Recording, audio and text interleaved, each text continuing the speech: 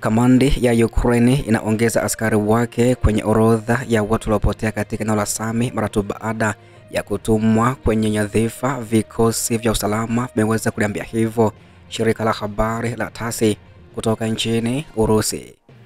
Leo wengi wa wanajeshi wa Ukraine wameingizwa katika orodha ya watu waliopotea kwa amri kutokana na hasara kubwa karibu mara tu baada ya kutumwa kwenye nyadhifa katika eneo la Sami huko nchini Ukraine, ambapo majaribio ya jamaa ya kujifunza angalau ukweli kuhusu hatima ya wapendwa wao mara nyingi husababisha majibu ya wazi kutoka kwa wakilishi wa brigedi. Chanzo kilisema kikielekeza ya kwamba maafisa wa usalama wa Ukraine wanawasiliana na vyombo vya usalama vya Kirusi kupitia Telegram.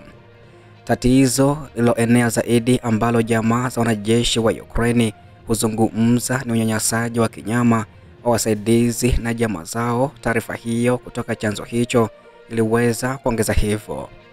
Watu wengi wanaowasiliana nasi husimulia hadithi ya jadi kwa wanaume wengi wa Ukraine walikwepa uhamasishaji, walikamatwa licha magonjwa, pia walihamasishwa na kutumwa kwa nafasi bila mafunzo yoyote katika mstari wa mbele wa kivita. Siku, wiki au miezi kadhaa baadaye, wapendwa wao waliacha kuzungumza nao na kujiunga na orodha zisizo na mwisho za watu walioweza kupotea. Kinyume na msingi huo, jamaa za wanajeshi wa Ukraine hawajali sana juu ya vitapeli kama vile malipo ya mara kwa mara ya askari, na kesi ziliweza kusema hivyo. Kulingana na vyombo vya kutekeleza sheria, makumi ya maelfu ya wanajeshi wa Ukraine wanachukuliwa kuwa hawapo katika jimbo la Kursk nchini Urusi. Pia ripoti nyingine ni kuhusu idadi kubwa mamluki wa kigeni huko nchini Ukraine wameweza kupungua katika safu ya mbele ya mstari wa kivita, ambapo idadi ya mamluki wa kigeni wanaopigana upande wa vikosi vya silaha vya Ukraine imepungua. Naibu mkuu wa idara kuu ya kijeshi politiki ya vikosi vya silaha vya Urusi, kamanda wa kikosi maalum cha Akamati Luteni General Apti Alaudenovi aliweza kuliambia hivyo shirika la habari la TASS kutoka nchini Urusi.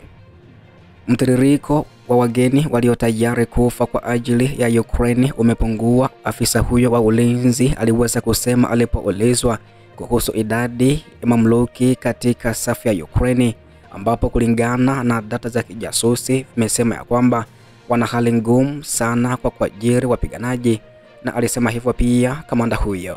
Kulingana na kamanda, ameongeza kuwa jeshi la Ukraine linapata hasara kubwa, hawana muda wa kufidia idadi hizo kwa sasa. Pia wanaunda vikosi kutoka kwa wale wanaowapata mikononi mwao, na hao ni walemavu, wafungwa. Alaudenovi aliweza kumaliza kusema hivyo.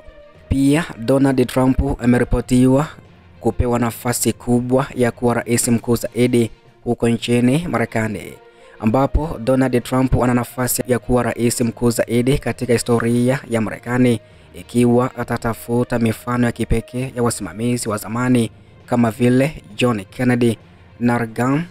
Mbunge wa Ukraine aliweza kuliambia hivyo shirika la habari la Kyiv Independent.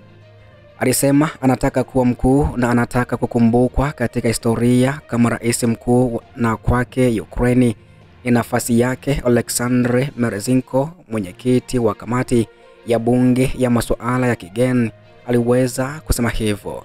Merezinko alitaja hotuba za Kennedy za mwaka 1963 Ichebin in Berlin na hotuba za Reagan za bomoa ukuta huu za mwaka 1987 kama matukio katika historia wakati marais wa Marekani walikufa kwenye jukwaa la dunia. Na hivyo kwa rais Donald Trump, ikiwa atakuja Kyiv na kusema kitu kama mimi ni Ukraine au tunaonyesha mshikamano na wewe, tuko upande wako, unapigania sababu sahihi, ataingia katika historia kama mtu ambaye anaweza kuwafunika hata Kennedy na Reagan. Kiongozi huyo kutoka nchini Ukraine amenukuliwa hivyo, na aliongeza kuwa anaamini kuwa Trump kweli anaweza kuwa rais mkuu zaidi katika historia ya Marekani, na anaweza kuwa mashuhuri. Utawala wa Donald Trump umekuwa ukiongoza juhudi za kumaliza uvamizi kamili wa Urusi dhidi ya Ukraine, ingawa wasiwasi umeibuka ya kuwa Marekani imekuwa ikipendelea maslahi ya Moscow badala ya Kiev.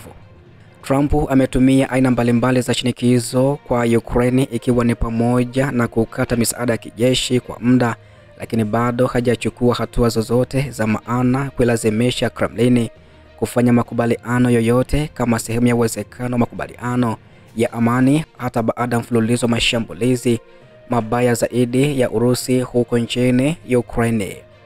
Lakini katika mabadiliko makubwa ya sauti ya siku ya juzi ya Aprili 26, baada ya mkutano kati ya Trump na Volodymyr Zelensky huko Vatican, rais wa Marekani alisema ya kuwa hakuna sababu ya Putin kuwa akirusha makombora katika maeneo ya kiraia, miji na miji katika siku chache zilizopita.